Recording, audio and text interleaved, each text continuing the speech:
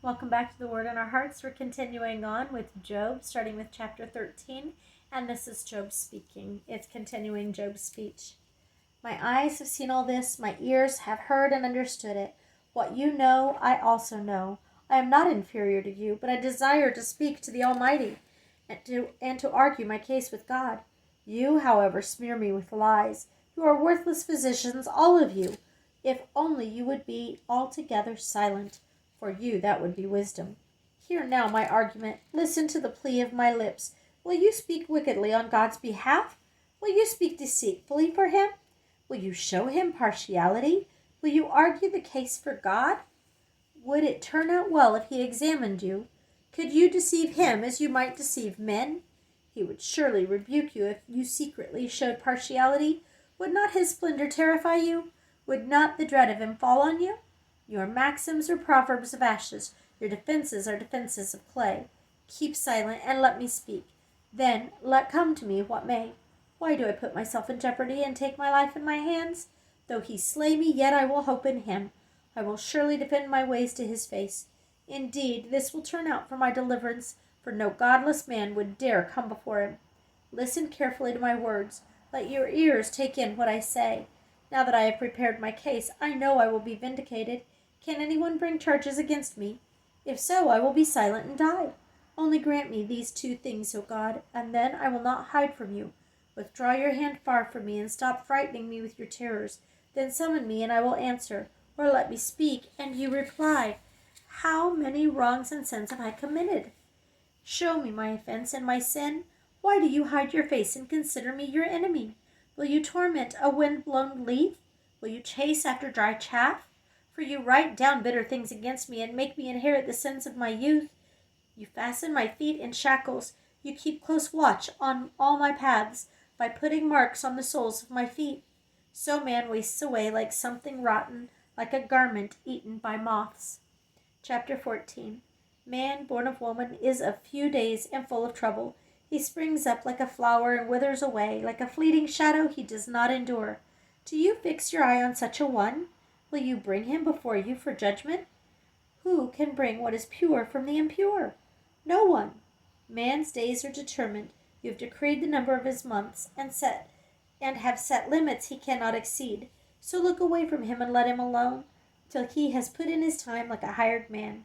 At least there is hope for a tree. If it is cut down, it will sprout again, and its new shoots will not fail. Its roots will grow old in the ground, and its stump die in the soil. Yet at the scent of water it will bud and put forth shoots like a plant. But man dies and is laid low. He breathes his last and is no more. As water disappears from the sea, or a river bed becomes parched and dry, so man lies down and does not rise till the heavens are no more. Men will not awake or be roused from their sleep. If only you would hide me in the grave, and conceal me till your anger has passed. If only you would set me a time and then remember me. If a man dies, will he live again? All the days of my heart's service I will wait for my renewal to come. You will call and I will answer you. You will long for the creature your hands have made. Surely then you will count my steps, but not keep track of my sin. My offenses will be sealed up in a bag. You will cover over my sin. But as a mountain erodes and crumbles, and as a rock is moved from its place, as water wears away stones and torrents wash away the soil, so you destroy man's hope. You overpower him once for all, and he is gone. You change his countenance and send him away. If his sons are honored, he does not know it. If they are brought low, he does not see it. He feels but the pain of his own body and mourns only for himself. Chapter 15. Eliphaz. Then Eliphaz the Temanite replied, Would a wise man answer with empty notions, or fill his belly with the hot east wind? Would he argue with useless words, with speeches that have no value? But you even undermine piety and hinder devotion to God. Your sin prompts your mouth. You adopt the tongue of the crafty. Your own mouth condemns you, not mine. Your own lips testify against you. Are you the first man ever born? Were you brought forth from before the hills? Do you listen in on God's counsel? Do you limit wisdom to yourself? What do you know that we do not know? What insights do you have that we do not have? The gray-haired and the aged are on our side. men even older than your father. Are God's consolations not enough for you? Words spoken gently to you? Why has your heart carried you away, and why do your eyes flash, so that you vent your rage against God and pour out such words from your mouth? What is man that he could be pure, or one born of woman that he could be righteous? If God places no trust in his holy ones, if even the heavens were not pure in his eyes, how much less man who is vile and corrupt, who drinks up evil like water? Listen to me, and I will explain to you. Let me tell you what I have seen, what wise men have declared, hiding nothing received from their fathers, to whom alone the land was given, for no alien passed among them. All his days the wicked man suffers torment. The ruthless, through all the years stored up for him. Terrifying sounds fill his ears. When all seems well, marauders attack him. He despairs of escaping the darkness. He is marked for the sword. He wanders about, food for vultures. He knows the day of darkness is at hand. Distress and anguish fill him with terror. They overwhelm him like a king poised to attack, because he shakes his fist at God and vaunts himself against the Almighty, defiantly charging against him with a thick, strong shield. Though his face is covered with fat and his waist bulges with flesh, he will inhabit ruined towns and houses where no one lives, houses crumbling to rubble. He will no longer be rich, and his wealth will not endure, nor will his possessions spread over the land. He will not escape the darkness. A flame will wither his shoots, and the breath of God's mouth will carry him away. Let him not deceive himself by trusting what is worthless, for he will get nothing in return. For his time he will be paid in full, and his branches will not flourish. He will be like a vine stripped of its unripe grapes, like an olive tree shedding its blossoms. For the company of the godless will be barren, and fire will consume the tents of those who love bribes. They conceive trouble and give birth to evil. Their womb fashions deceit. Chapter 16. Job. I have heard many things like these. Miserable comforters are you all. Will your long-winded speeches never end? What ails you that you keep on arguing? I also could speak like you if you were in my place. I could make fine speeches against you and shake my head at you, but my mouth would encourage you. Comfort from my lips would bring you relief. Yet if I speak, my pain is not relieved, and if I refrain, it does not go away. Surely, O God, you have worn me out. You have devastated my entire household. You have bound me, and it has become a witness. My gauntness rises up and testifies against me. God assails me and tears me in his anger and gnashes his teeth at me. My opponent fastens on me his piercing eyes. Men open their mouths to jeer at me. They strike my cheek in scorn and unite together against me. God has turned me over to the evil men and thrown me to the clutches of the wicked. All was well with me, but he shattered me. He seized me by the neck and crushed me. He has made me his target. His archers surround me. Without pity, he pierces my kidneys and spills my gall on the ground. Again and again he bursts upon me. He rushes at me like a warrior. I have sewed sackcloth over my skin and buried my brow in the dust. My face is red with weeping. Deep shadows ring my eyes. Yet my hands have been free of violence and my prayer is pure. O earth, do not cover my blood. May my cry never be laid to rest. Even now my witness is in heaven. My advocate is on high. My intercessor is my friend, as my eyes pour out tears to God. On behalf of a man he pleads with God, as a man pleads for his friend. Only a few more years will pass before I go on the journey of no return. Chapter 17. My spirit is broken. My days are cut short. The grave awaits me. Surely mockers surround me. My eyes must dwell on their hostility. Give me, O God, the pledge you demand. Who else will put up security for me? You have closed their minds to understanding. Therefore you will not let them triumph. If a man denounces his friends for reward, the eyes of his children will fail. God has made me a byword to everyone, a man in whose face people spit. My eyes have grown dim with grief. My whole frame is but a shadow. Upright men are appalled at this. The innocent are aroused against the ungodly. Nevertheless, the unrighteous will hold to their ways, and those with clean hands will grow stronger. But come on, all of you, try again. I will not find a wise man among you. My days have passed, my plans are shattered, and so are the desires of my heart. These men who turn night into day, in the face of darkness, they say, light is near.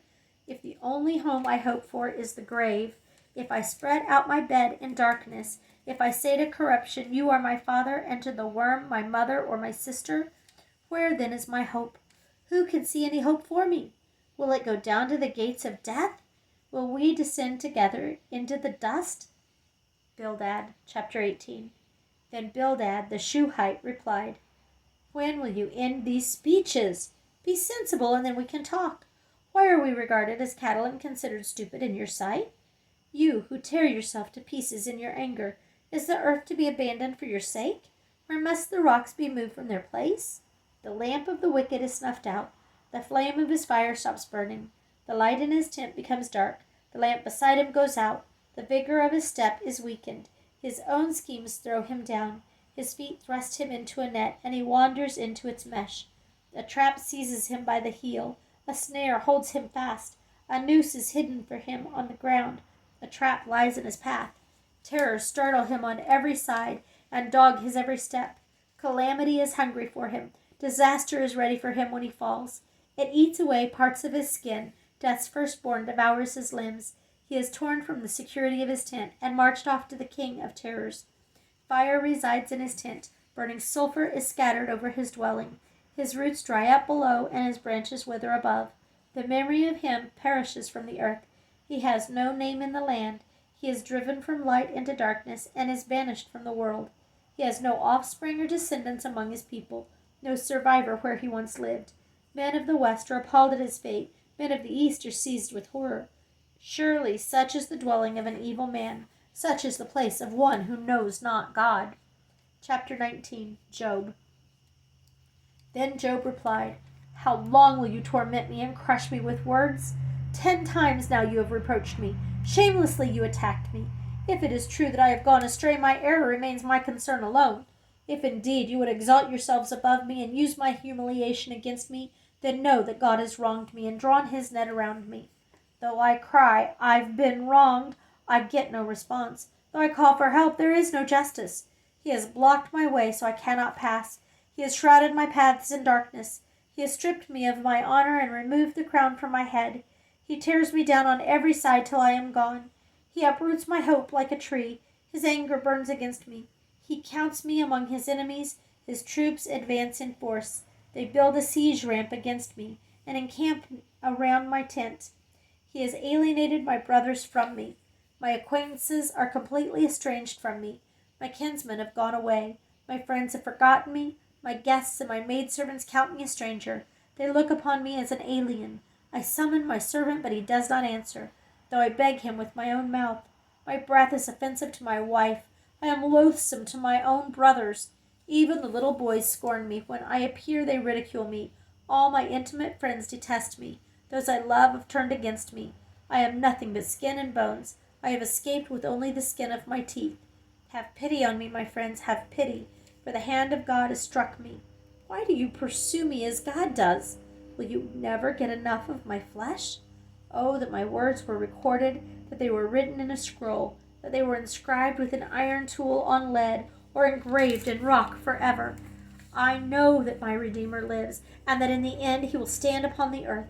And after my skin has been destroyed, yet in my flesh I will see God. I myself will see him with my own eyes, I and not another. How my heart yearns within me. If you say how we will hound him, since the root of the trouble lies in him, you should fear the sword yourselves, for wrath will bring punishment by the sword, and then you will know that there is judgment. Chapter 20. Zophar. Then Zophar the Naamathite replied, my troubled thoughts prompt me to answer, because I am greatly disturbed. I hear a rebuke that dishonors me, and my understanding inspires me to reply. Surely you know how it has been from of old, ever since man was placed on the earth, that the mirth of the wicked is brief, the joy of the godless lasts but a moment. Though his pride reaches to the heavens and his head touches the clouds, he will perish forever like his own dung. Those who have seen him will say, where is he? Like a dream he flies away, no more to be found, banished like a vision of the night. The eye that saw him will not see him again. His place will look on him no more. His children must make amends to the poor. His own hands must give back his wealth. The youth vigor that fills his bones will lie with him in the dust. Though evil is sweet in his mouth, he hides it under his tongue. Though he cannot bear to let it go and keeps it in his mouth. Yet his food will turn sour in his stomach. It will become the venom of serpents within him. He will spit out the riches he swallowed. God will make his stomach vomit them up. He will suck the poison of serpents. The fangs of an adder will kill him.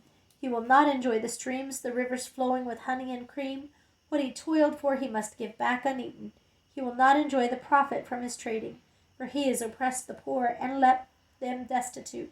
He has seized houses he did not build. Surely he will have no respite from his craving. He cannot save himself by his treasure.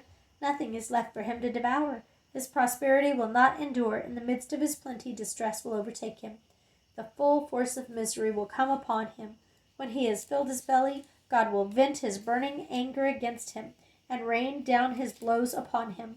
Though he flees from an iron weapon, a bronze-tipped arrow pierces him. He pulls it out of his back, the gleaming point out of his liver. Terrors will come over him. Total darkness lies in wait for his treasures. A fire unfanned will consume him and devour what is left in his tent. The heavens will expose his guilt. The earth will rise up against him. A flood will carry off his house, rushing waters on the day of God's wrath. Such is the fate God allows the wicked, the heritage appointed for them by God. Chapter 21. Job. Then Job replied, Listen carefully to my words. Let this be the consolation you give me. Bear with me while I speak, and after I have spoken, mock on. Is my complaint directed to man? Why should I not be impatient? Look at me and be astonished. Clap your hand over your mouth. When I think about this, I am terrified. Trembling seizes my body. Why do the wicked live on, growing old and increasing in power? They see their children established around them, their offspring before their eyes. Their homes are safe and free from fear. The rod of God is not upon them. Their bulls never fail to breed. Their cows calve and do not miscarry. They send forth their children as a flock. Their little ones dance about. They sing to the music of tambourine and harp. They make merry to the sound of the flute. They spend their years in prosperity and go down to the grave in peace. Yet they say to God, Leave us alone. We have no desire to know your ways. Who is the Almighty that we should serve him? What would we gain by praying to him? But their prosperity is not in their own hands. So I stand aloof from the counsel of the wicked. Yet how often is the lamp of the wicked snuffed out? How often does calamity come upon them? The fate God allots in his anger? How often are they like straw before the wind, like chaff swept away by a gale? It is said, God stores up a man's punishment for his sons. Let him repay the man himself, so that he will know it.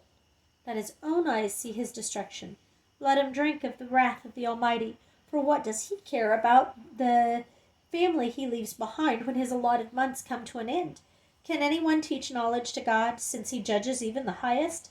One man dies in full vigor, completely secure and at ease, his body well nourished, his bones rich with marrow. Another man dies in bitterness of soul, never having enjoyed anything good. Side by side they lie in the dust, and worms cover them both. I know full well what you are thinking, the schemers by which you would wrong me. You say, Where now is the great man's house, the tents where wicked men lived? Yet you never questioned those who travel? Have you never questioned those who travel?